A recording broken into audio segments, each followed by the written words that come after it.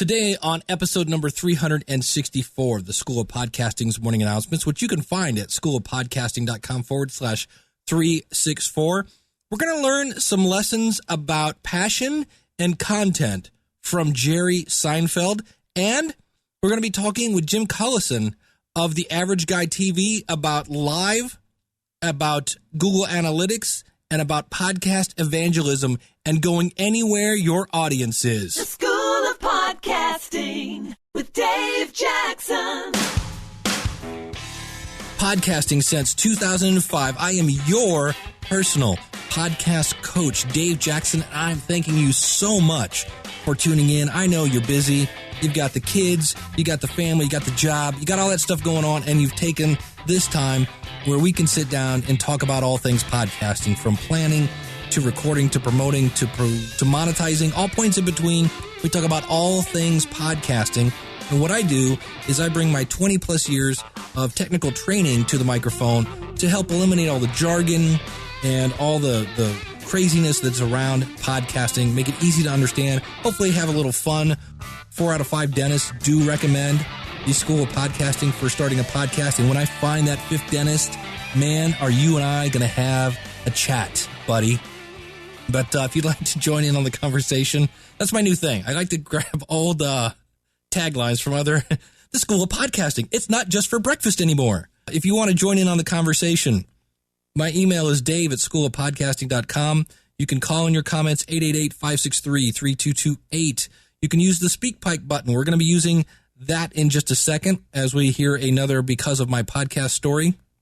You can also leave a comment out at the blog, which is, of course, schoolofpodcasting.com. Everything I talk about today, you can find at schoolofpodcasting.com/364. And we are going to start off with a Because of My Podcast story. This is from Andy. And Andy is part of a group that is ultra top of the line masterminding marketing team. And they've started a podcast to promote their service. And wait till you hear this. I love this. Hi, everyone. This is Andy Drish, host of Starting From Nothing. And because of my podcast, the leads that we're generating for thefoundation.com have doubled since starting the podcast. Okay, can we just pause a second? His leads have doubled. Okay, just wanted that to soak in. Foundation.com have doubled since starting the podcast. Our community has a place to go on a weekly basis now to discuss really, really powerful content and strategies to build their online businesses. That's right, building a community. And for me personally, it gives me a really cool social equity tool to reach out to powerful influencers or thought leaders or entrepreneurs, people who I would never normally be able to get my foot in the door with. But now, because we have one of the top podcasts in iTunes, I'm able to reach out to them, and most of them will say yes to an interview because we've got that position in the iTunes store. And so I would highly recommend starting a podcast to anyone who's looking to start an online business or just wants to get connected with more influencers in their space. Andy, thank you so much. If you haven't heard about the Foundation, go out to thefoundation.com, and they've got a great video out there. It's a training company on how to start a lucrative software business. Even if you don't have any idea of what to build or how to write code, they excel at helping entrepreneurs start from nothing, hence the name of their podcast, Starting From Nothing. So, Andy, thank you so much for sharing that. And the reason I love it every time I hear one of those stories is, for 8 years I've been saying, it's a great way to reach a global audience. It's a great way to better connect with your audience. It's a better way to train your customers. You're going to hear about that from Jim. In fact, speaking of Jim, coming up a little later in the show, we'll be hearing from Jim Collison from The Average Guy TV, and listen to a snippet of what you'll be hearing. Let me just say this. I think relationships are really important in what we do from a podcasting standpoint. You can never underestimate the power of a relationship. And so as you build these relationships with your audience, I always find engagement is higher when you're out there interacting with your audience. Ooh, good stuff. Good stuff. And we're going to be talking about podcasting live. We've talked about that before. He's going to get his insights. We're going to talk about, he's doing a new strategy for building his audience And that is, it includes listing your podcast on a lot of these free websites. And he's going to completely pull back the curtain, share the numbers on what they're doing so you can decide if this is something you want to pursue. And we're also going to talk a little bit about Google Analytics, which is a free, who doesn't love free, a free tool that you can put into your website and get great insights into your audience, how long they're staying, what are your most popular pages, things like that. And you can get that information from, in some cases, your actual web hosting company, but Google makes them pretty, and they actually deliver more information than that. So if you're new to the show, you can hear the music coming in here. I do add transition music, so if you're listening to a segment, you're like, I'm just not into this segment, just fast forward till you hear the music, and that's when you know the next segment is about to start, like now. All right, first off, I want to say thank you to everybody who's been going to howtopodcast.com. I am very happy to say that my very first class that starts August 3rd is completely sold out. It's really hard to do when you have people saying, please let me in, I want to give you money, and I want to start this small, make sure it's right, and then open it up. So there is another class starting in September. If you go over to howtopodcast.com, this is my group coaching. Some people like going to the schoolofpodcasting.com, signing up for the self-paced tutorials and having me train you via email and via the tutorials. But some people wanted that personalized attention, but didn't want to pay the fee to have me train them one-on-one. So this is kind of a hybrid. It's I'm calling it group coaching, and that very first class sold out. And so we've already got the second one going. And in the process, I'm trying to make sure I have the right people in the class. And so I've had a couple people that have said they want to get into podcasting. Number one reason, I want to make money. And I kind of go, it's not really, who doesn't want to make money? But I always say you got to have a passion to talk about something for free, because when you first start, you're going to be free. I mean, we heard from John Dumas a couple weeks ago. The guy's making $18,000 a month with his podcast, but we also saw that he's working his butt off to do that. He spent a lot of money up front to get access to great guests and contacts and do things the right way, and it's paying off for him, but that didn't happen overnight. And so I just happened to stumble across some interviews of Jerry Seinfeld, and I want to play you just a couple of these here to show, because everybody's like, wow, Jerry Seinfeld, that guy has more money than God. It didn't happen overnight. It took a lot of work. So here is a clip. This is from the Howard Stern Show, and I got this off of YouTube. I had been on The Tonight Show with Johnny Carson for 9 years. Was that a good experience? Johnny Carson? Yeah. The best. Nobody at NBC, nobody, not one person, after 9 years of going on Carson 3 and 4 times a year and killing, nobody said, why don't we talk to this kid? So 9 years. Now, number one, it took him 4 years to get on The Tonight Show. He was on there 9 years before they said, maybe we should give this guy a show. So that was, 4 years to get on The Tonight Show, 9 years on The Tonight Show. So 13 years to get his show. Then his show, we all remember it as this iconic thing. Not so much the case. Check this out. When Seinfeld first came on and was the Seinfeld Chronicles, we all know it wasn't doing that well. Didn't do well for 4 years. Didn't do well. I can't even believe they kept it on the air in a sense. We had a very high income demo. Right. Horrible ratings, but the people we got were high income. I think in this environment today, they wouldn't even keep Seinfeld. Yeah, they would. They would? Same reason. Right. And you get rich people to watch your show, you're going to stay on. Warren Littlefield. The right demo will keep you alive. That's right. So there you go. The right demo will keep you alive. And that's one of the things you have to think about in some cases. If your goal is to make money with your podcast, does your audience have money? The first podcast that I created, I still do. It's called The Marketing Musician. And you know how they say starving artists, starving musicians, things like that? There's a reason for that. Those people got no money. So you have to look at it in that aspect. But the other thing I want to point out, for 4 years, his audience hadn't found him yet. And so for the person that's like, look, I've been doing this for 6 months, and my audience is only, 250 people. Well, 250 people is a lot of people. 70 people is a lot of people. Things like that. But it takes some time. So 4 years to get on The Tonight Show, 9 years to be on the Tonight Show. That's 13. And then 4 years of his show before it actually took off. That's 17 years. So it's amazing that way. And one of the things that I find amazing is there are some clips, and I'll put clips of these out or links to these out in the show notes, on how Jerry Seinfeld is just a master at creating comedy. He really thinks about every single word, every single syllable. I couldn't do that. I'm not doing that right now as I talk. I'm just talking to you like you're sitting across the table from me.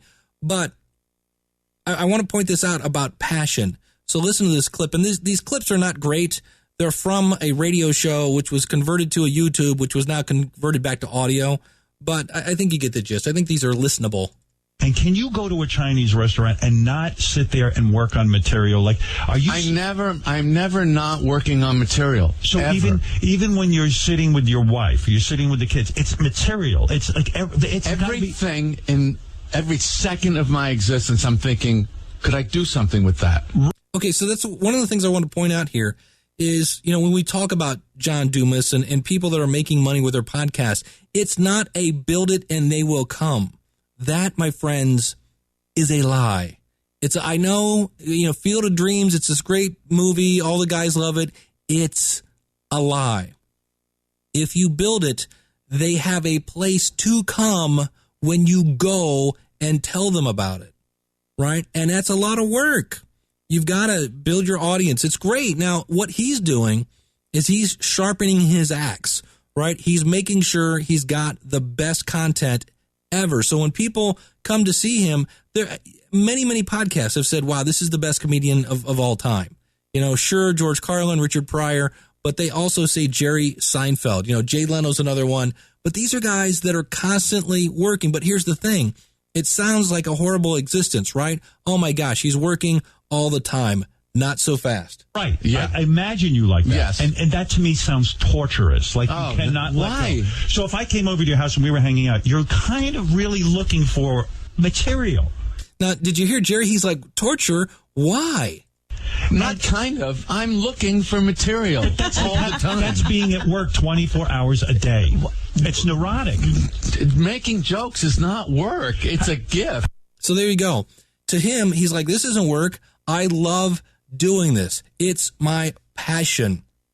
That is the kind of person you need to be to start a podcast. There's got to be something like, look, I just love to talk about whatever, my favorite sports team, my favorite hobby, my favorite movie, my favorite TV. Maybe I just want to talk about me. My favorite topic is me, and I think people can learn from me. By all means, get in front of a microphone, but just realize that it is going to take some time, and everybody is looking for that magic switch. What do I have to do to get 4,000 downloads? I want to have, I see advertisers now are looking for people who have at least 8,000 downloads, 20,000 downloads. How do I do that? And you do kind of what Jerry does. First of all, if you don't know why you're podcasting, you're never going to make it through the how. And one of the things we were going to talk about in my How to Podcast class, 6 weeks to podcasting, is we're going to spend a lot of time talking about planning, determining who your audience is. We have videos for this at the School of Podcasting, but you have to determine who your target is, why you want to podcast, and then figuring out who your audience is and giving them the content that's going to make them tell their friends. We're going to talk about that with Jim. You've got to get your audience talking about your podcast. And that's what you might want to be asking yourself. What can I give my audience that's going to make them go, man, you got to hear this guy. You got to hear this woman. She is phenomenal. She makes my head explode every time I listen to her show. Every time I watch their show, I go, wow. And then over time, your audience, just like Seinfeld, will find you. So, yes, he built it. They did come. It didn't happen overnight. So there are some lessons to be learned from Jerry Seinfeld, I feel, in regards to podcasting, because I still run into the person that's like, hey, I'm on episode 4. How come sponsors aren't coming? And I'm like, because you don't have an audience yet. And if you definitely go out to schoolofpodcasting.com/364, there's a video that shows, now this is a little bit extreme in my book, how Jerry Seinfeld took 2 years to develop a bit about Pop-Tarts. I don't want you to take 2 years to figure out how you're going to podcast, because that is what I call paralysis by analysis.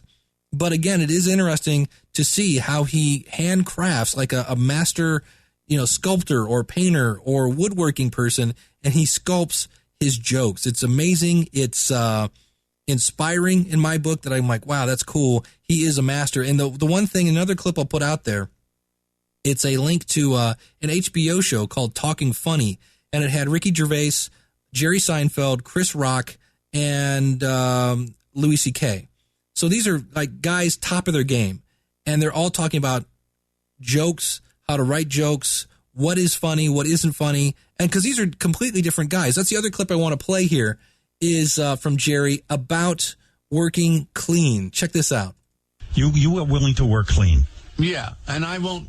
I beep out the swear words on the internet show. You do? Is that right? Yeah, because people like to watch on their iPad, and there's kids around, they're having breakfast. I want them to feel comfortable watching it. So think about that. I was like, man, that's great advice.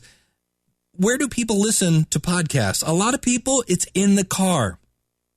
And if you've got some podcast where it's just F this and C and S and all the other itty bitty bad words, right? You may not want to listen to that with your kids.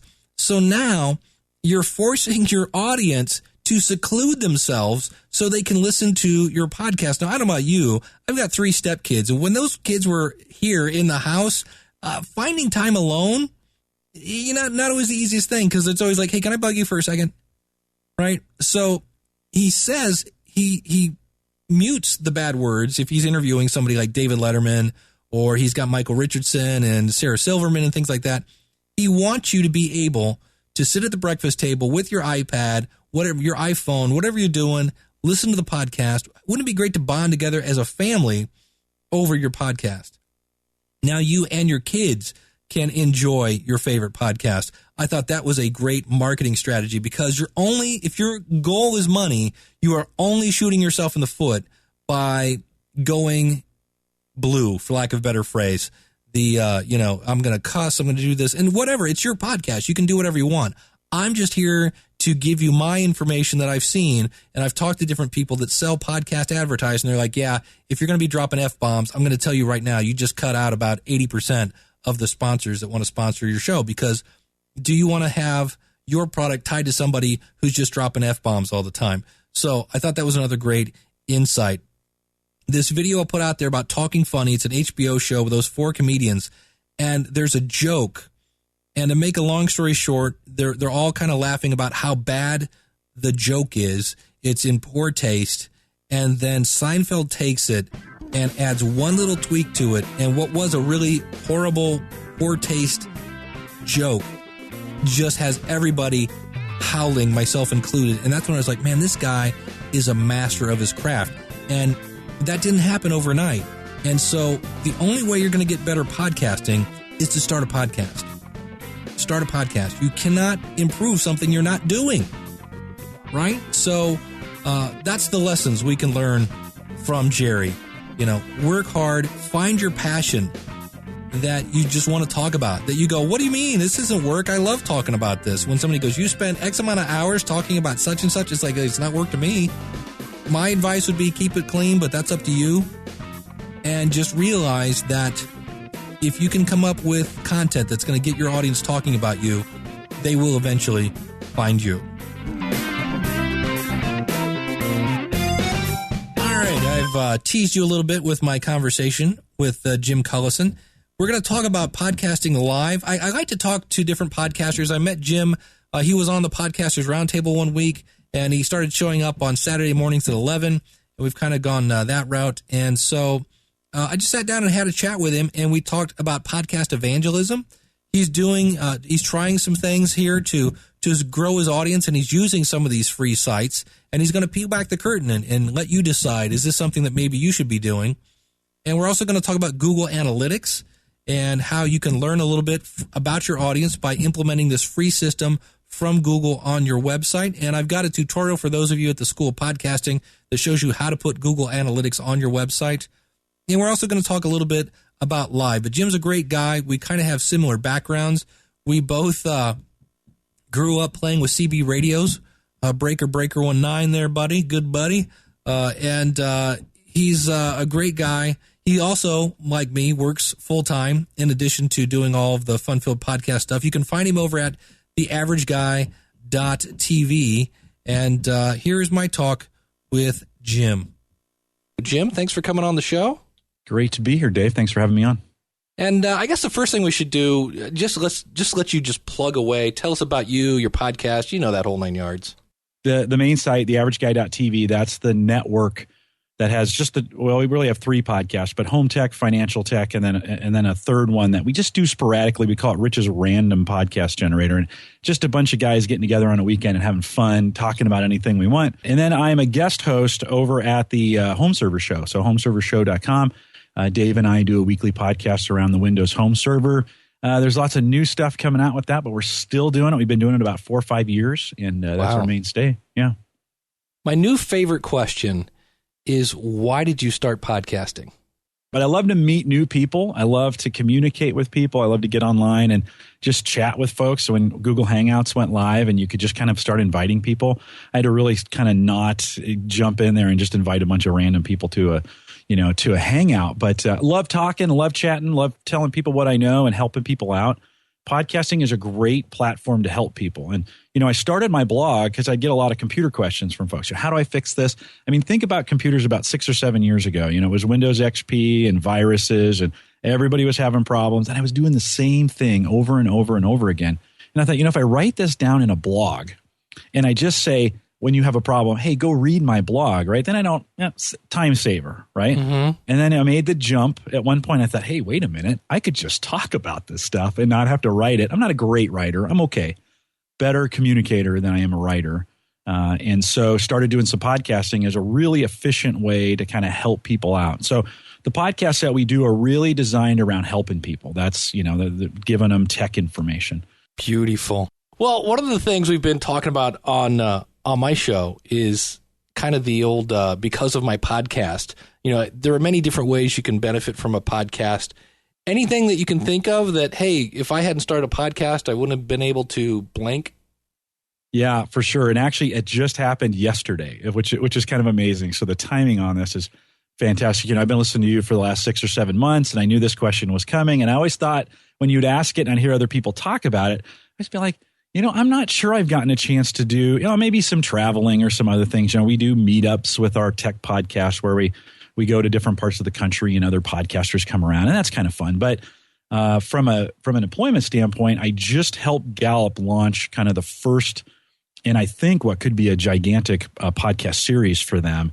And I got a chance to do it because as they started working on this, I said, hey, look at the work I've done. Let me in on this. I would love to be able to help you guys. The very first podcast they did with a conference call, and they were using phones, and the quality was terrible, and there was no audio or no video at all, and you could hear the host muting and unmuting his line on the call. And I said, guys, in about 15 minutes, I can give you better audio, and we can add video to it. And so we did our very first podcast, kind of that in the new format yesterday. We were live, Dave. We had 50 live people in the chat. This is the first time we did it. 50 live in chat, probably about 300 total live. I'm still waiting for those numbers to kind of come in on YouTube, but big deal. If you go to coaching.gallup.com, you can kind of see the work that we did around that podcast. Yeah, because everything you do, like on theaverageguy.tv, you do all that live, right? We do, yeah. And I know you're not a big fan of live. I listen to you live. And it's painful. I catch on Spreaker. It's like 10 a.m. Central, I think, is when you go live.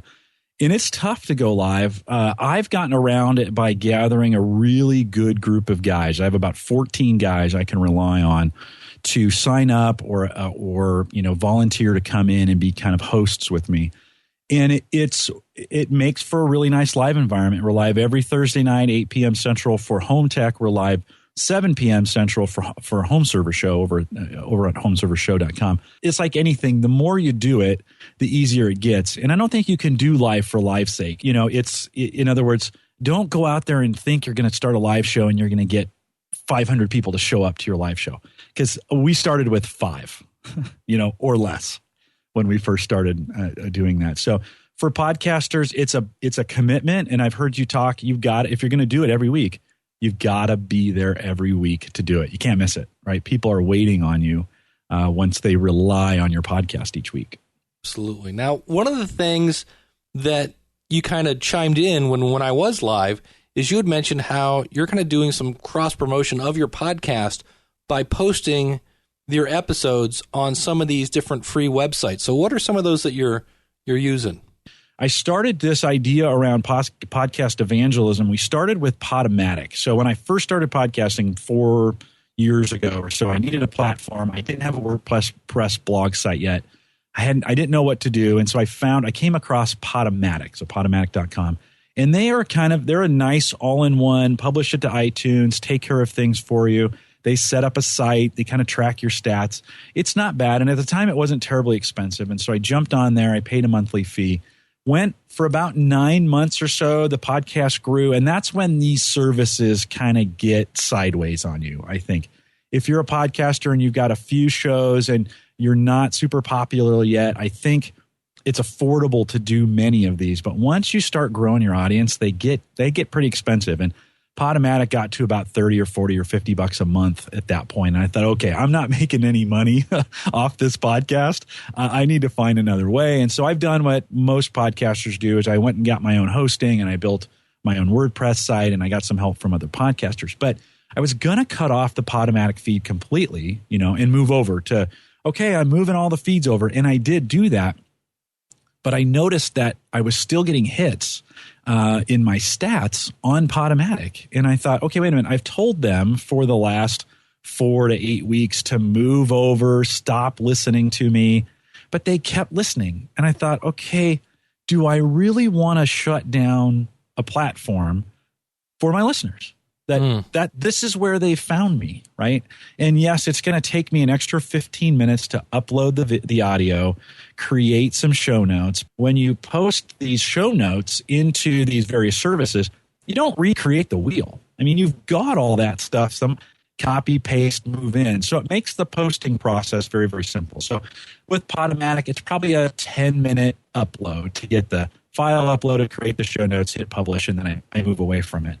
And I'm still getting on Podomatic about 20 or 25 listens a week, which, again, not gigantic, but it's a great opportunity. Again, if that's where your listeners are, why would I move away if it's not? And it's their free service. I downgraded to their free service. I do have to keep deleting podcasts out, right? Because you only get so much storage and so much bandwidth.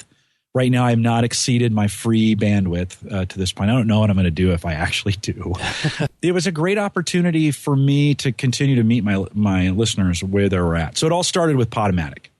Do you know off the top of your head, I know with a lot of those free services and things like that, there's no way to put in like if you would use the Podomatic feed to go into iTunes, is there any way to redirect iTunes from Podomatic to your own hosting? Yeah, I had to do that when moving away from Podomatic, and I think I just notified iTunes that I needed to have my feed redirected. The redirection process wasn't hard to get it moved from Podomatic to FeedBurner. Eventually, I'll probably do that again to go from FeedBurner to like Blueberry. So you actually worked with somebody from iTunes for that? No, they have a if you go into iTunes and you report a concern, right, you get a little dialog box, and then I said, hey, I actually, I need to change the feed from blah blah blah to blah blah blah for this feed, and a couple days later it was changed. Now, did they because that makes me worried. Like, did they make you verify who you are? Yeah, I had to log in with my ID, right? The that makes sense. ID that I used to set up the original feed. So that makes sense. Okay. Yeah. Very cool. Well, what other websites are you using? When we first started going live, when we first started using video, we were Ustreamers. And Ustream got just nasty with ads. And so we moved over to Livestream, and we discovered the Livestream chat is really, really good. And you can embed just the chat in your website. So on some of my sites that I use the YouTube audio or the YouTube video player, and then I'll embed Livestream right below and kind of mix the two together. But Livestream has a very rich environment, very rich audience base that's out there as well. Livestream doesn't even have really good stats in their free version, and I don't honestly worry about stats when we think about evangelism. The idea is just to get my podcast on as many platforms because you never know who's going to stumble across it. So we use Livestream. I use Livestream for that purpose as well. It was really handy the other day. A buddy of mine was running a marathon, and I recorded the end of it. They had a live stream coming in, and I used Livestream screen capture to record the end, zip that up, threw it, it automatically encoded onto the Livestream site, and then I just sent them the link from Livestream. So that was really, really handy to have, that account available. And Dave, it's another way if you're doing live video. We record using Hangouts on Air, and that's our primary. I also turn on the Livestream Procaster, and I put that Procaster window around my YouTube video for whatever reason. If the Google juice spills, so to speak, and that Livestream Procaster records locally. It's also going to the Livestream cloud, but it also records locally on I have a broadcast server that I use for that. You can never have enough backups, one of those kinds of things, right? So I have 2 video backups now as well, one Google doing and one Livestream doing. Now, I've heard Livestream, is that the one that occasionally would throw ads in the middle of your We haven't had problems with the middle with Livestream. They're certainly at the very beginning, and they're obnoxious, but I just warn the users, it's coming. It's the nice thing about Google and Hangouts is that those ads aren't as obnoxious up front. Very cool. We another one, you got me hooked on Spreaker. So I heard that from you, and I thought, I wonder what the Spreaker thing is all about. And so I went and signed up an account for Spreaker, and you get 20 free hours. The stats on that one have actually been pretty good. And again, none of them go gangbusters on these platforms. Right. But when I look at my stats on Spreaker, again, I've done no advertising out there for myself. Just put them out there. Most of the podcasts get between 10 and 20 plays with me doing nothing.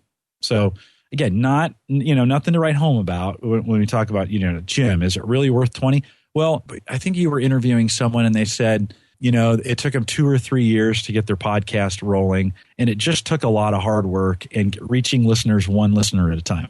That's it. And that's what I'm doing here, right? This is podcast evangelism, is reaching people where they're at. One of the 20 could be, I once, as a musician, I played a gig to six people, and I believe that wasn't counting the barmaid and things like that. Staff. Right, but the one guy was having a birthday, and he bought like 13 T-shirts and hired us, and, so we played it like we were playing to the Jacobs Field in Cleveland, right, and gave it our all, and we were like, we could have gotten completely, it's only 6 people, but you never know who one of those 6 is. So we just did a home tech last night, the podcast, and I put it out late last night, maybe 11:30 or 12 on Spreaker. It's already gotten 4 plays. If you're interested in reaching one customer at a time, one listener at a time, I think these are things to consider. Right. Now, Dave, I do want to be controversial here because I know you hate this next one. But I'm a big advocate with Blog Talk Radio just for this purpose. They do have a fairly large audience, and someone said, well, how large can that be? Well, I started using Blog Talk Radio maybe about 3 months ago. As I heard, I was wondering, what's everybody, how bad can it be? So when I listened, I thought, this isn't too bad. The free version only allows you 30 minutes of upload. And so there is no upload feature on Blog Talk. So I actually have a server set up that has an audio jumper. So it listens to the speaker. So I play the audio and it plays into Blog Talk Radio. And if you have questions, I don't want to waste time covering how mechanically that works here. You can, send me an email, podcast@theaverageguy.tv, and I can walk you through that one. But I basically fake out Blog Talk Radio because it makes you live broadcast. But I already did the podcast. I don't want to do that. So I play the podcast into it. And then I have a little clip at the end. When we get to 30 minutes, I listen and it says, 90 seconds and then 60 seconds. And I play this little clip that says, if you'd like to hear, more of this podcast, go over to theaverageguy.tv, whatever. And I've gotten 815 listens from that in the last 3 months on Blog Talk Radio. 815 listens of how many podcasts? What are we talking, like an average? Yeah. I would say the average is about 15 to 20 again, that are out there. Some of them have gotten 0. Others, I have one that's gotten 133 listens. Yeah, see, now we're talking. I mean, that's 3 classrooms of people. Right. Yeah. I put a podcast out there back I guess it's been a little longer than 3 months now. This was late January, so maybe about 4 or 5 months ago. And it's gotten 133 listens. And some of the podcasts around it, the other ones have gotten 80 and 65 and 45. You know, it's hard for me to deny those kinds of numbers. Audio is terrible. Right. Right? I get all that. I get it. This is not, and I don't care if I can't ever get my audio back, because this isn't not where I live. You know, right. I have my own site. I have my own hosting. I have all my own stuff. I control all my material. Just getting it out there so folks will listen. Then the last one that I use, and this is brand new, just in the last week, Audio Boo. So these guys have been out a while now, 2007, 2008. Actually signed up for the service in 2009. That's audioboo.fm, AUDIOBOO.fm. I signed up for it back in 2009. Didn't really use them at all. Tried it one time. You know, it was this thing you could call in these 15-second things, right? I'm like, this is dumb.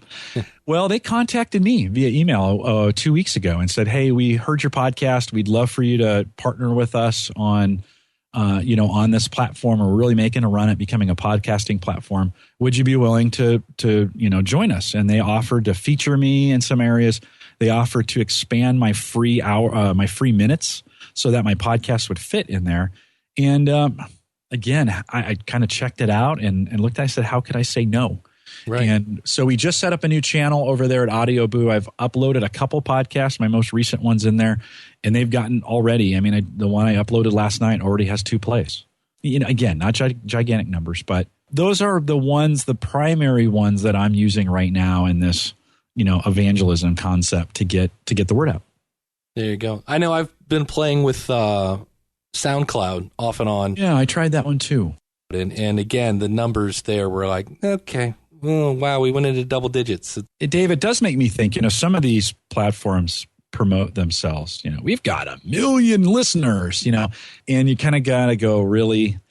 But at the same time, again, if I string all of those services together, that's 100 or so listeners that I'd like to convert over to my site. My numbers have been creeping up over the last couple months as I've been doing this. So I don't mind it. Maybe takes me a whole hour to get all of these services uploaded.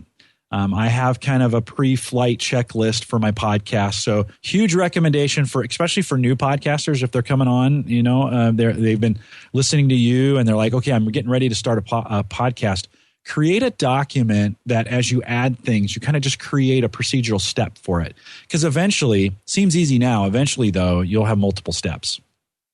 Yeah. And then that's when you start forgetting step 13. Yeah. Write that stuff down or create a checklist, pre-flight checklist to make sure you remember all that stuff. Well, one of the things you said that kind of helped you determine, whether this was worth it or not was you said you got some stats from Google Analytics. So let's start off, I guess, for the person that goes, Google who?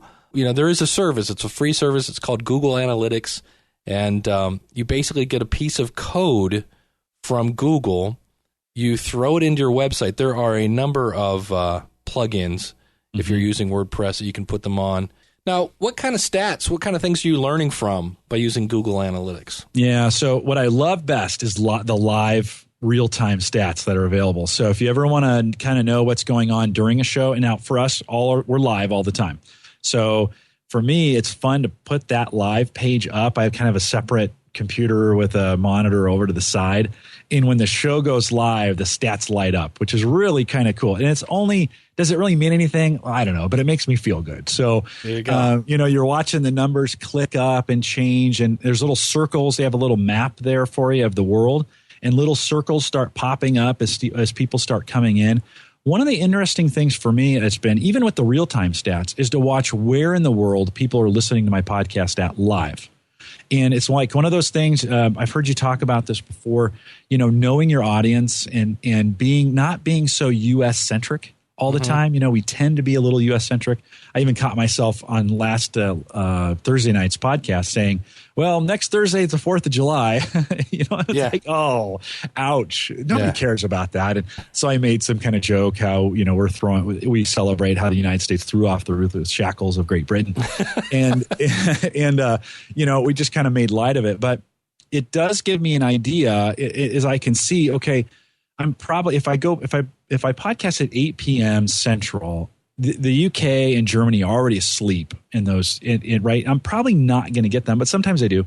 I watch the central part of the United States light up, so I know a lot of my listeners are here in the Midwest, and then I watch Sydney and Melbourne and Brisbane light up down there as we get a lot of Australian listeners because it's lunchtime for them. So they're jumping on at lunch. Some very engaged listeners jumping on at lunch and joining us for the live show. So you can kind of get some geographical data from it, even in the real time. And of course, I can go back. There's stats that, I can slice it and dice it by day and by month and stuff like that. So that's one of the areas I do. I think the other piece for me when I'm talking about Google Analytics, and there's so many, you and I talked about this via Skype after the fact, but there's so many different things you can get out of here, traffic sources and content. It's that content tab that really matters to me. So I go to content and I go to site content and all pages, and I get this. Now I always look at the default view, which is the last 30 days in there. And it gives me some idea of what's the most popular posts that I've had over the last 30 days. Just to give you a real specific example of how this kind of changed the way I did things. So I have a post that I wrote about blogging from Windows 8 using LiveWriter 2012. And it was when Windows 8 came out a year ago, all I did was sit down and just jot down what I was doing. I thought, this will be good for the average guy. There's a lot of people who want to know, how does LiveWriter work with Windows 8? So I created a post in about 2 hours, posted it out. That's been one of my most popular posts over time. And I'm actually getting a lot of hits from Asia and China and some of those other sites where people are coming online with Windows 8 and they're typing in LiveWriters in Windows 8 and it comes to my site. I mean, I wrote that a year ago, and in the last 30 days, I've still gotten 340 hits on that in the last 30 days. Wow. So what did I change? Well, I opened the post back up and I kind of made sure it was still evergreen, right? So because I have no problem editing my posts midstream. If I said something wrong, if I need to update something, I have no problems going back into old posts and updating them. It also did give me the opportunity to add a new affiliate code in there because I thought, hey, if this thing's getting hit a lot, I probably should have some kind of affiliate code in there that is relevant and fresh and actually works. Because sometimes those affiliate codes go awry on you, or they just expire. And then so what I did is I looked by where am I getting hits on these 300 in the last month? What countries am I getting those from? And then I thought about, okay, what's my best affiliate link that it would be internationally? And so there's some real decision making that you can make as a podcaster as you get access to all these stats and kind of understand the patterns that are happening on your site. Very cool. And I know it shows you like total visits, but it also shows you unique visits, so you can figure out how many times people are coming back. And bounce rates, all the typical things. We had talked about this a ways back, that the average time on a page. And I think you had mentioned that there was somebody with 12 minutes on a page. Yeah. And that's actually what spurred this conversation, I think, initially. Yeah. But my average time on page, I get in a month about 4,300 page views. I'm very transparent about my numbers. I know 4,300 hits, page views with about 3,700 unique views. My average page time across that's about 3 minutes and 23 seconds. See, and I remember that article said 2. 2 was like average, and anything above that was good. And I was like, oh, cool. So there you go. So I'm pretty encouraged. I was like, oh, cool. People are staying around. One of the things you can watch on the live page is in real time, watch how long people stay. So they'll hit something, and I'll kind of watch, and I'll be like, okay, how long are they going to stay around? It's sickening. It is a sickness, and it will suck you in and waste a lot of your time. So if you're a stats junkie, stay away from Google Analytics. Yeah, that's right. Set a timer. Are there any Google Analytics that you kind of go into and you go, oh, okay, don't need that? Like, I'll give you an example. Like Audacity has tons and tons of features, as does Audition, as does Mixcraft. So there's always some things when people log in, much like a mixing board. There's always those things you're like, for podcasting, you just need this. You can kind of ignore this. Is there anything in Google Analytics that you kind of go, yeah, those are neat stats, but nah? Yeah, there's some marketing stuff there that you can create campaigns with and track by campaign. I just don't have a need for that. If I was in retail and this was my job and I was trying to track what was successful and what wasn't down to the nanobyte, I probably would. But for the average guy, that's a piece on Google Analytics I just don't spend a lot of time working on. Gotcha. One of the things I wanted to talk about is when we were chatting, a few weeks ago, you brought up a cool term of podcast evangelism, which I've been like, okay, I'm going to be using that. So thank you. Awesome. What do you kind of mean by that? Yeah, well, I went to Bible college, right, for my degree. My degree's in Bible and Humanities and an IT director, and I don't know how that happened. I was going to work in the church, and then I figured out my mouth got me into too much trouble. And so I thought maybe the church isn't the best for me. But IT was great, and it was about discovering my strengths and what I'm really good at. But that word evangelism, right, of course, this idea of taking the good news, so to speak, of podcasting out to the masses. We do a great job of talking about podcasting in our tech communities. We do a great job with talking to each other about that. I think we got to do a better job of educating the average guy on how to listen to podcasts. Because honestly, they're scared to death of podcasts. When I talk about this to my friends and I say the word podcast, they're like, oh, wait a minute, that's like hard. Right, the nerds do that, right? Right? It's gotten a really kind of negative, weird vibe. Now it's starting to catch on because Adam Carolla and a bunch of more famous, popular comedians—they're all doing these podcasts. As tech podcasters or whatever you're podcasting about, we've got to jump on this wave of popular people doing podcasts and teach people how to listen on their phone or on their computer or whatever. I've even thought about doing seminars at the local junior college on a weekend that says how to listen to a podcast. And it would be a 1 hour, come in and I'll teach you all the different ways to get it done. Because I think we need to evangelize this idea first. How do you do it? Because they'll never listen if they don't know how. Right. And then the idea of taking the message of our podcasts and saying, hey, and by the way, I've got all this great content. Now that you know how, I got all this great content that you can listen to. There you go. Yeah, that would be probably step one. In some cases, what is a podcast? And then here's how you find them. And here's how you look. It's just easy. Click this button, click subscribe, you're done. I know. But they're intimidated by it. They get these Android phones and they don't know.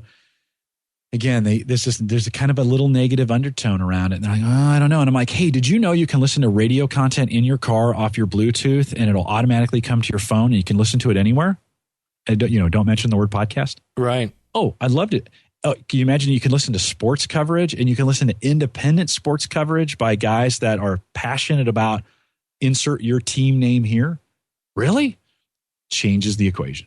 And I've said this before. I think the podcast, the area it does the best is in the super niche, where it's an audience of 100 or less. Now we all want big podcast numbers, but where I think podcasting does well is in that area of the super niche because it doesn't cost anything to produce, and it doesn't penalize you for having a few listeners. Right. Because it's not the what's the word? It's not the quantity; it's the quality. Yeah, and it doesn't cost you any more to do or any less to do 100 as it does 10,000 or 100,000. It's the same. Well, okay, we can talk about hosting, and that's a little bit different, but the production costs are the same for the most part, whether you do it 100 or 100,000. Well, and the thing that I kind of have seen in a couple different groups is I know there was a LinkedIn group that started off, and it was basically podcasters kind of doing what we're doing here, just talking about different things and technology and stuff. And inevitably, everybody starts, hey, episode number 38 of Binky and the Wiz is out. And then somebody goes, oh, I didn't know we could promote here. And then all of a sudden, hey, guess what? The Green Turtle Show is up. And then it just becomes this giant, my new episode is out, and it loses some of its value. And the other thing that when you brought this up, I'm like, yeah, we keep promoting ourselves to people who already know how to listen to a podcast. Right. Which I guess is part of the reason why people do that, because it's an easy sell. Yeah. But on the other hand, you're kind of like, but you're kind of ruining the group or whatever. So, I'll be honest, I don't want podcasters listening to my podcast. So if you're a podcaster and you check out my site if you want, you're not my target. And if you stay, that's great. I don't want to discourage you from it. But on Home Tech, we want to reach the average tech guy. He's the tech support guy for his family. He's the guy who everybody goes to for questions. And I hope he's not listening to a podcast yet. That's, I don't want to reach out. Dave, I'm not looking at stealing people away from you, right? I'm not interested in doing that. And as podcasters, we shouldn't. There's 350 million people here in the United States as it is. And I forget the latest stat, but we haven't reached them all yet. No, not yet. Maybe. Yeah. So, yeah, we'll have to go talk to Ray or Daniel, one of those guys that are a little more into video, or even yourself maybe. We should come up. I've got learntosubscribe.com. If we could get a really cool tutorial, just throw it on there. And I actually wrote an outline for it. So at some point, I've started this outline of all the different services that, I think are key to helping people. And yeah, a 20-minute tutorial that you put on YouTube, that's because people, how do I listen to a podcast? We should have a video that helps them do that. There you go. Because that is, it's time to stretch out from, we went from the geeks to the comedy, consumers. And, but it's time to get grandma and Aunt Myrtle involved and, everybody else. Because and there's a whole group of millennials that aren't listening to podcasts that could be as well. Doesn't have to be old or young or whatever, but there's just a lot of people who don't listen. The cars are getting so good at this now, and the best time to listen to a podcast is while you're commuting. Yep. And so I just think we're coming up on a whole generation, like with Stitcher, where it's going to be embedded in the cars, and we just need to be continually encouraging people to do it. How do you discover new podcasts? Primarily by listening to it has to be somebody I've heard in another podcast. So recently I started listening to My Website Engineer. And I think I'd heard him maybe both on your show and maybe Ray, or I get them all mixed up because it could have been on Daniel's show too. Right. But I started listening to him because I heard him on another show. But I don't typically go out and look for new podcasts. I just don't have enough time. I've got enough of them in the queue at the moment. So if I hear somebody really interesting, your show or Ray or some of the other ones that I listen to, I might jump over and listen to those guys. Yeah, the last couple that I've discovered have been guests on other podcasts, so kind of the same thing. And I know there's a comedian. His name is his name's going to escape me now. That's all right. But he was on a podcast, and I actually liked it because it's not a comedian interviewing other comedians, because I think that's been done at this point. Yeah, I will put a link. It's Jim something. While you're thinking, let me just say this. I think relationships are really important in what we do from a podcasting standpoint. You can never underestimate the power of a relationship. And so as you build these relationships with your audience, I always find engagement is higher when you're out there interacting with your audience. And so, if you've got 50 and you're wanting more, work with the 50 that you have. Absolutely. Yeah. Start there. Don't stop trying to reach people you're not reaching yet. Work with the 50 you have, because you'll have a personal conversation with them. Maybe you spend a few minutes with them on Skype or something and take a few minutes of your time to talk to them. Guess what? You have made their day. And they're probably going to go, hey, have you heard? That's the other idea of evangelism, right? Is this idea of exponential growth. Dave, you by yourself can only reach so many people. You need your listeners to reach people who who reach people who reach people. You need that explosive exponential growth if that's what you're looking for. And so it's really, really important, I think, that you take care of if you have 50, you better be taking care of the 50 that you have and not be looking so far ahead that you neglect them, because they'll just walk away. Oh, absolutely. And if you take that little bit of extra time, the difference between good and great is not a huge, just giant canyon. It's a matter of replying to an email. It's a matter of, like you said, on occasion, it's like, hey, do you have a Skype? We could just easily knock this answer out in about 2 seconds, or I could type up 17 paragraphs. Can we get on Skype? And people are like, really? And it's always amazing. But exactly, you've then made that person, if we're going to stick with the evangelism theme, you've then made that person a disciple. Yeah. And they're going out saying, hey, I got to tell you about Binky and the Wiz. I got to talk to Binky, man. He's awesome. Yeah. And, and then they tell two friends and they tell two friends. Exactly. It's the power of exponential growth. You can't do it yourself. You only know so many people. You have to get other people to refer, and to talk about you.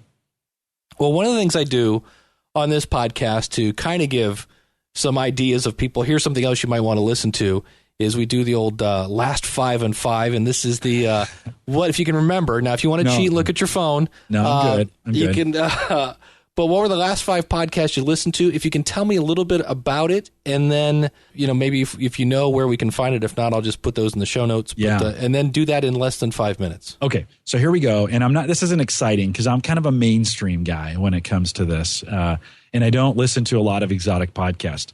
Since some of them you guys mention here all the time as well. But, 1 and 2 for me, Windows Weekly, This Week in Google, Laportes, those are the ones I absolutely have to listen to keep kind of what's going on with Google and what's going on with Microsoft. As a Microsoft Windows Home Server MVP, it's really important to me that I keep on top of those things. So those 2 I listen to every week. Actually, Dave, you've moved up in the third. You're now my third go-to every week that I make sure that I listen to with School of Podcasting. So It's one of those things. At first, I'll be honest with you, when I first started listening to it, I was kind of like, man, who is this crazy guy?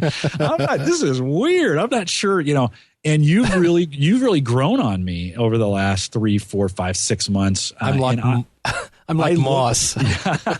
But I look forward to what I like about it. It's genuine and it's authentic. And I like Monday mornings, I look forward to jumping in my car. This is why you can't ever miss a podcast on the weekend now. I look forward to jumping in my car and I put School of Podcasting on and I listen to that on the way to work and on the way home and I'm done. And I've learned a ton of stuff listening to. I love what you're trying to do with School of Podcasting. So that's my number 3. My number 4 is I've gotten kind of hooked on Ray Ortega in the Podcaster Studio, although he is not as frequent. Ray, you got to get a little more frequent with your podcasts. Ray has that lovely thing called Baby that has ruined many a podcast. I know, just crash and burn. Love what Ray is doing, and so I listen to his. And then one from our network that I listen to all the time is called BYOB or Build Your Own Box. It's available over at homeservershow.com. And a couple guys that I've been listening to, they're hardware nerds. And so they get deep into the hardware. My show handles all the consumer software that we talk about. We talk about all the software, Microsoft and Google, all that stuff. But I didn't really have an outlet for hardware. And these guys are super big hardware nerds. And so I kind of, that's another show I listen to. And then lately I've been partnering with them on some others. We did a virtualization show where we talked about software virtualization, and they partnered with me and we did a megasode, where we got them together and me and we hammered it out in a partnership. I've never heard that. I love that phrase. I wish it's a megasode. I wish I could take credit for it, but it actually Dave McCabe over at homeservershow.com came up with it, and we call it the megasode. I love it. And again, we can find your stuff at theaverageguy.tv and then homeservershow.com. Yeah, right on. And now the new coaching.gallup.com. So that's right. You're into strengths and learning your strengths and discovering your strengths and all that stuff that we do around strengths at Gallup. And you want to coach on that. This podcast is really designed for coaches who want to help people do all that with their strengths. So coaching.gallup.com. Very brand new stage of that. If you want to give me some comments on that, you can check that out and let me know as well. We just got that going. Very cool. Well, Jim Collison, thank you so much for your time, man. Yeah, it's been great to be here. It's good to sit down and spend some time with you, Dave. I always enjoy this. Very cool.